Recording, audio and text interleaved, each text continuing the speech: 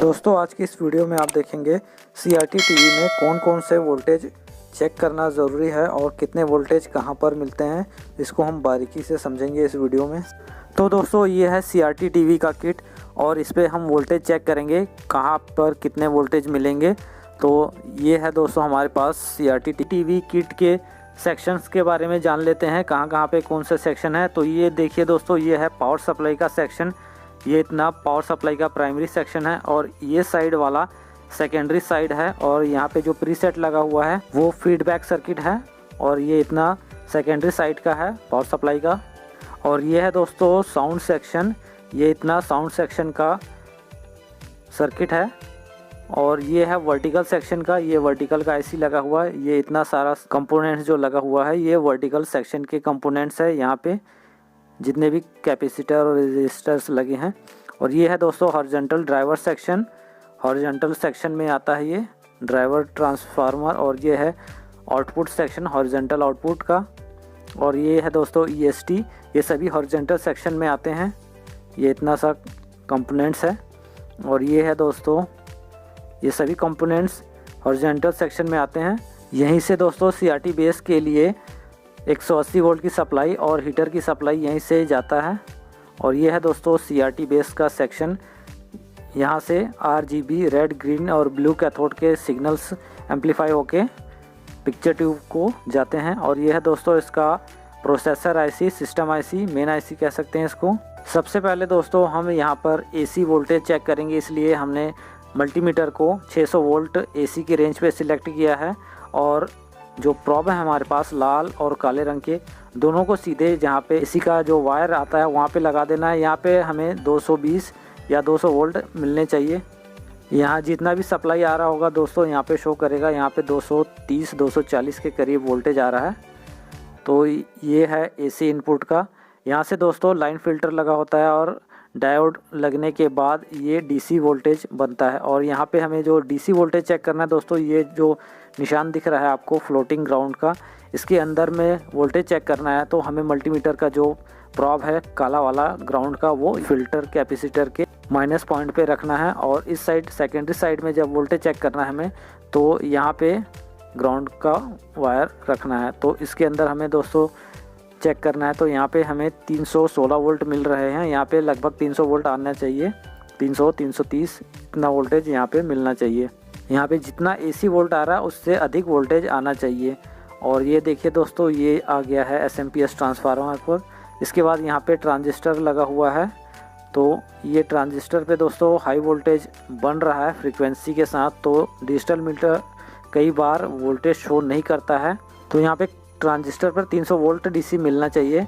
उसके बाद दोस्तों पावर सप्लाई सही काम करेगा। तो यहाँ पे सेकेंडरी साइड में आपको वोल्टेज चेक करना है। तो ये है दोस्तों सेकेंडरी साइड की अर्थिंग, यहाँ पे हमने ग्राउंड कर दिया है। और लाल वाले वायर से 110 वोल्ट का जो डायोड है उसके कैथोड पे हमें यहाँ पे वोल्टेज चेक करना है 110 वोल्ट। उसके बाद दोस्तों यहाँ पे डायोड पे हमें 24 वोल्ट चेक करना है। उसके बाद दोस्तों इस डायोड पे हमें लगभग 9 से 12 वोल्ट चेक करना है, यहाँ पे 10 वोल्ट आ रहा है। उसके बाद ये जो डायोड है यहाँ पे 14 वोल्ट लगभग आ रहा है, यहाँ पे 12 से 15 वोल्ट हमें मिलना चाहिए, जो कि साउंड IC को जाता है। यह है साउंड IC, तो इस पे दोस्तों सप्लाई आ रहा है। तो साउंड IC पे भी दोस्तों 12 से 15 वोल्ट की सप्लाई यहाँ पे आना चाहिए। उसके बाद दोस्तों हम वोल्टेज चेक कर लेते हैं। 110 वोल्ट जो है वो हमारे EST को जाता है और EST से ही ये आउटपुट ट्रांजिस्टर के कलेक्टर पे जाता है। यहाँ पे देखिए 110 वोल्ट के करीब मिल रहा है और यहाँ पे भी हमें मिल रहा है। तो उसके बाद दोस्तों ये EST सेक्शन ये पूरा सही काम करता है। तो EST सेक्शन से दोस्तों 180 वोल्ट की सप्लाई बनता है, जो कि हमारे CRT बेस को जाता है। तो ये है दोस्तों 180 वोल्ट की लाइन, यहाँ पे एक डायोड लगा हुआ है और कैपेसिटर लगा हुआ है। फिर ये देखिए दोस्तों यहाँ पे 150 वोल्ट के करीब मिल रहा है, यानी कि 150 से 180 वोल्ट आपको यहाँ पे मिलना ज़रूरी है। और यहीं EST से दोस्तों हमें 4 वोल्ट AC मिलेगा, जो कि फिलामेंट को जाएगा, पिक्चर ट्यूब के फिलामेंट को जलाने के लिए। तो ये देखिए यहाँ से हमें 4 वोल्ट AC मिल रहा है, ये AC सप्लाई मिलता है दोस्तों यहाँ पे। तो ये हमारे पिक्चर ट्यूब के फिलामेंट को जाएगा। हीटर को जाएगा। और उसके बाद दोस्तों यहाँ पे हमें ABL का वोल्टेज मिलेगा। यहाँ पे लगभग 10 वोल्ट मिल रहा है। ये ABL सर्किट को यहाँ से जाता है दोस्तों। उसके बाद दोस्तों यहाँ पे हम 24 वोल्ट सप्लाई को देख लेते हैं। ये 24 वोल्ट सप्लाई हमें यहाँ पे वर्टिकल IC को जाता है दोस्तों। वर्टिकल IC पे यहाँ पे 24 वोल्ट की सप्लाई मिलना चाहिए। और बहुत सारे टीवी सेट्स में दोस्तों ये वर्टिकल IC को सप्लाई ESC सेक्शन से प्लस और माइनस 14 वोल्ट की सप्लाई मिलता है। तो यहाँ पे ज़्यादातर चाइना किट में यहीं से पावर सप्लाई से 24 वोल्ट की सप्लाई मिलता है और ब्रांडेड किट में प्लस और माइनस 14 वोल्ट की सप्लाई मिलता है। अब हम CRT बेस पे वोल्टेज चेक कर लेते हैं दोस्तों। यहाँ पे हमें लगभग 150 से 180 वोल्ट DC मिलना चाहिए दोस्तों। यहाँ पे ये जो वोल्टेज हैं दोस्तों ये जाते हैं हमारे 3 ट्रांजिस्टर पे, रेड ग्रीन और ब्लू ट्रांजिस्टर पे, और उसके बाद ये तीनों कैथोड के पॉइंट पे जाते हैं जो कि हमारा CRT बेस यहाँ पे लगा हुआ है। और ये जो 4 वोल्ट AC ये हमारे हीटर को सप्लाई जाता है। तो यहीं से देखिए दोस्तों ये जो कनेक्टर है इस पे 8 से 9 वोल्ट सप्लाई आता है और ये एक ट्रांजिस्टर पे जाता है। और यहीं से दोस्तों और जो वायर लगे हुए हैं RGB के, रेड ग्रीन और ब्लू के, यहाँ पे लगभग 1 वोल्ट से लेके 2.5 वोल्ट तक, लगभग 2.5 वोल्ट 3 वोल्ट तक आपको यहाँ पे रेड ग्रीन और ब्लू के यहाँ पे सिग्नल मिलेंगे। ये सभी ट्रांजिस्टर के बेस पे जाता है रेड ग्रीन और ब्लू, जो कि यहाँ पे हमारे प्रोसेसर IC मेन IC से रेड ग्रीन ब्लू सिग्नल के साथ, वीडियो सिग्नल के साथ ये जो वोल्टेज आते हैं। और ये जो वोल्टेज है 150 वोल्ट से लेके 180 वोल्ट ये सभी ट्रांजिस्टर के कलेक्टर पे जाएंगे। रेड ग्रीन और ब्लू तीनों ट्रांजिस्टर के कलेक्टर पे जाएंगे और कलेक्टर से ही दोस्तों ये बेस के पॉइंट पे चले जाएंगे, यहाँ पे CRT बेस पे। यहीं से दोस्तों ये तीनों कैथोड के पॉइंट पे चले जाएंगे। यहाँ पे हमारा बेस लगा है, यहाँ से पिक्चर 2 में चले जाते हैं। तो हमें यहाँ पे बेस पे भी वोल्टेज चेक करने हैं और उसके बाद हमें यहाँ पे तीनों कैथोड पे भी वोल्टेज मिलने चाहिए। इसके बाद दोस्तों हम यहाँ पे ग्राउंड कर लेते हैं हमारे ब्लैक वायर को। और ये जो हमारा फ्रंट पैनल का जो IR सेंसर है उस पर हमें 5 वोल्ट मिलना चाहिए और एक पॉइंट इसका ग्राउंड रहता है, दूसरे पॉइंट से हमें आउटपुट सिग्नल इसका मिलता है। जब रिमोट से हम इसको चेक करेंगे तब यहाँ पे हमें वोल्टेज मिलना चाहिए। और ये जो फ्रंट पैनल के जो स्विच हैं उस पर हमें 5 वोल्ट मिलना चाहिए। और जब टीवी ऑन कंडीशन में रहेगा तो यहाँ ट्यूनर के VC पॉइंट या MB पॉइंट वहाँ पे लिखा होगा, वहाँ पे 5 वोल्ट सप्लाई मिलना चाहिए। दोस्तों आजकल ट्यूनर का कोई काम नहीं रहता टीवी में, इसलिए चाइना किट में ट्यूनर नहीं लग के आ रहा है। तो यहाँ पे हमारे मेमोरी IC पे भी 5 वोल्ट सप्लाई आना चाहिए। आप यहाँ पे देख सकते हो 9 वोल्ट सप्लाई मिल रहा है हमें। 9 वोल्ट का ये रेगुलेटर ट्रांजिस्टर है और ये जो हमारा 10 वोल्ट की सप्लाई लाइन है यहाँ पावर सप्लाई से, यहाँ से ये जो लाइन आ रहा है डायरेक्ट एक 9 वोल्ट रेगुलेटर ट्रांजिस्टर पे जाता है और यहाँ से 9 वोल्ट सप्लाई रेगुलेट होता है। और फिर यहीं से दोस्तों एक और जो रेगुलेटर ट्रांजिस्टर लगा है 5 वोल्ट का, यहाँ से एक रेजिस्टेंस के द्वारा यहाँ पे फिर से एक रेजिस्टेंस लगा हुआ है यहाँ से यहाँ। और उसके बाद दोस्तों यहाँ पे 5 वोल्ट रेगुलेटर ट्रांजिस्टर यहाँ से वोल्टेज बनाता है जो कि फिर से मेन IC को हमें सप्लाई देता है, जो कि हॉरिजॉन्टल ऑसिलेटर और वर्टिकल ऑसिलेटर को एक्टिवेट करता है। ये जो 10 वोल्ट सप्लाई है दोस्तों, 10 से 12 वोल्ट की सप्लाई जो है वो इस रेगुलेटर ट्रांजिस्टर पे आता है और सीधे ये देखिए यहाँ से इस ट्रांजिस्टर पे आता है। यहाँ पे ट्रांजिस्टर और जीनर लगा हुआ है, ये 5 वोल्ट सप्लाई बनाता है। और उसके बाद ये मेमोरी IC पे जाता है और ट्यूनर के प्लस MB पॉइंट पे जाता है। और यहीं से दोस्तों ये फ्रंट पैनल का जो IR सेंसर है उसको जाता है और फ्रंट पैनल के स्विच पे भी जाता है। और यहाँ पे देखिए दोस्तों ये जो स्टैंड बाई ट्रांजिस्टर है इसके कलेक्टर पे 9 वोल्ट सप्लाई मिलता है, किसी में 12 वोल्ट सप्लाई मिलता है।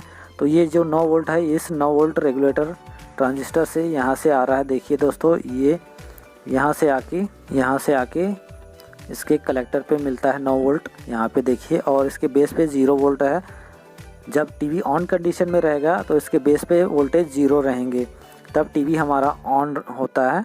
टीवी जब स्टैंड बाई मोड में रहेगा यानी कि ऑफ रहेगा तो इसके बेस पे आधा वोल्ट लगभग आ जाएंगे और इसके जो 9 वोल्ट सप्लाई आ रहे हैं कलेक्टर पे वो बंद हो जाएगा और 9 वोल्ट और 5 वोल्ट दोनों रेगुलेटर को ये बंद कर देगा। तो आप देख सकते हैं दोस्तों ये जो 5 वोल्ट सप्लाई है वो सीधे ही यहाँ पे आईसी पे जा रहा है। ये देखिए इस आईसी के बाद दोस्तों यहाँ पे एक जंपर लगा हुआ है, जंपर के बाद ये हमारे मेमोरी आईसी पे आ गया है और मेमोरी आईसी के बाद ये जो 5 वोल्ट की लाइन है वो इस तरह से यहाँ से जा रहा है, यहाँ से आईसी पे वापस जा रहा है और यहीं से आगे बढ़ते हुए हमारा जो फ्रंट पैनल के जो आईआर सेंसर हैं और फ्रंट पैनल के जो स्विच हैं उस पर सप्लाई देने जा रहा है। तो यहाँ पे सप्लाई 5 वोल्ट हमेशा रहता है, जब टीवी स्टैंड बाई मोड में रहता है तब भी रहता है। तब यहाँ से दोस्तों वो स्टैंड बाई या ऑन का सिग्नल यहाँ से रिसीव करके मेमोरी में और मेन आईसी में पहुँचाता है, तब यहाँ पे सिग्नल आपको मिलता है। हमने यहाँ पे स्टैंड बाई मोड में कर दिया है रिमोट से, तो ये देखिए यहाँ पे लगभग आधा वोल्ट मिल रहा है और यहाँ से ये वोल्टेज आता है आईसी से, यहाँ पे लगभग 1 वोल्ट आ रहा है। तो इसके बेस पे जैसे आधा वोल्ट आएंगे तो ये सारे जो 5 वोल्ट और 9 वोल्ट के रेगुलेटर को बंद कर देगा, तो इसके कलेक्टर पे भी वोल्टेज 0 आ रहे हैं। जैसे हम टीवी को ऑन करेंगे तो इसका बेस का वोल्टेज 0 हो जाएगा और इसके कलेक्टर पे 9 वोल्ट आ जाएंगे। तो ये देखिए दोस्तों यहाँ पे जो 9 वोल्ट रेगुलेटर है इस पर भी कोई वोल्टेज नहीं आ रहा है। स्टैंड बाई मोड में ये सभी वोल्टेज को स्विच कर देता, ऑफ कर देता है। तो ये 9 वोल्ट रेगुलेटर का जो इनपुट है 10 वोल्ट वो आ रहा है बस, और इसके जो आउटपुट वोल्टेज नहीं आ रहे हैं। जैसे हम स्टैंड बाई मोड से इसको रिलीज़ करेंगे तो ये देखिए दोस्तों यहाँ पे 5 वोल्ट सप्लाई मिलता रहेगा हमेशा, टीवी स्टैंड बाई में रहे या कहीं भी रहे। तो यहाँ से ये मेमोरी ऐसी इस पर सब पे वोल्टेज रहता है हमेशा। और जैसे ही देखिए दोस्तों हमने स्टैंड बाई रिलीज़ कर दिया है, टीवी को ऑन कर दिया है, तो यहाँ पे कलेक्टर पे 9 वोल्ट आ गया स्टैंड बाई ट्रांजिस्टर के और इसके बेस पे वोल्टेज 0 हो गए। और उसके बाद देखिए दोस्तों ये हमारा 9 वोल्ट का रेगुलेटर काम करने लगा है और 5 वोल्ट का रेगुलेटर भी काम करने लगता है। तो इस तरह से दोस्तों ये काम करता है। दोस्तों मैं आपको ड्राइवर ट्रांजिस्टर और ड्राइवर ट्रांसफार्मर की सप्लाई बताना भूल गया। ये यहाँ से 24 वोल्ट की लाइन से ही जाएगा जो कि वर्टिकल आईसी को जाता है और यहीं से एक रजिस्टर लगा हुआ है और यहाँ पे देखिए लगभग 14 वोल्ट मिल रहे हैं ड्राइवर ट्रांसफार्मर के प्राइमरी कॉइल पे, और यहीं इसके कॉइल से यहाँ पे एक ट्रांजिस्टर लगा होता है ड्राइवर ट्रांजिस्टर, इस पे आपको वोल्टेज मिलेंगे और इसके बेस पे आईसी से लगभग आधा से 1 वोल्ट मिलता है। उसके बाद ये जो सर्किट काम करता है दोस्तों, ये ट्रांसफार्मर से थोड़े से वोल्ट निकलते हैं और ये आउटपुट ट्रांजिस्टर के बेस पर पहुंचता है। ये वोल्टेज जब तक बेस पर नहीं पहुंचेगा दोस्तों हमारा ईएसटी सेक्शन काम नहीं करेगा, ईएसटी सप्लाई नहीं बनेगा। तो दोस्तों ये था सीआरटी टीवी के चाइना किट का वोल्टेज। यहाँ पे हमने अलग अलग वोल्टेज यहाँ पे चेक किए हैं दोस्तों, लेकिन सभी टीवी में एक जैसे वोल्टेज नहीं होते दोस्तों, सबके वोल्टेज कुछ ना कुछ डिफरेंट होते हैं। 110 वोल्ट तो आपको सेम मिलेगा दोस्तों सभी में। तो दोस्तों ज़्यादातर चाइना किट में ऐसे ही वोल्टेज आपको देखने को मिलेगा और जो भी ब्रांडेड किट होते हैं दोस्तों उसमें उसके सर्किट के ज़रूरत के हिसाब से अलग अलग वोल्टेज मिलते हैं, अलग अलग वोल्टेज बनता है। दोस्तों अगर ये वोल्टेज उन सेक्शंस पे ना पहुँचे तो या कम पहुँचे तो टीवी में क्या क्या खराबियाँ उत्पन्न होता है, इसके बारे में अगर आपको वीडियो चाहिए तो कमेंट ज़रूर कीजिए दोस्तों। मैं अलग से हर सेक्शन के अलग अलग वोल्टेज की पूरी डिटेल्स और भी बारीकी से डिटेल्स के साथ वीडियो बनाऊंगा और उनके कम वोल्टेज बनने पर या वोल्टेज बिल्कुल नहीं बनने पर क्या क्या टीवी में ख़राबियां होता है उसके बारे में मैं अलग से वीडियो आपको बना के दे दूंगा। आप कमेंट ज़रूर कीजिएगा। तो दोस्तों ये वीडियो आपको कैसा लगा कमेंट करके ज़रूर बताइए। वीडियो अच्छा लगा हो तो लाइक और शेयर ज़रूर कीजिए और चैनल पर नए हैं तो चैनल को सब्सक्राइब करके बेल आइकन को ज़रूर दबा दीजिए।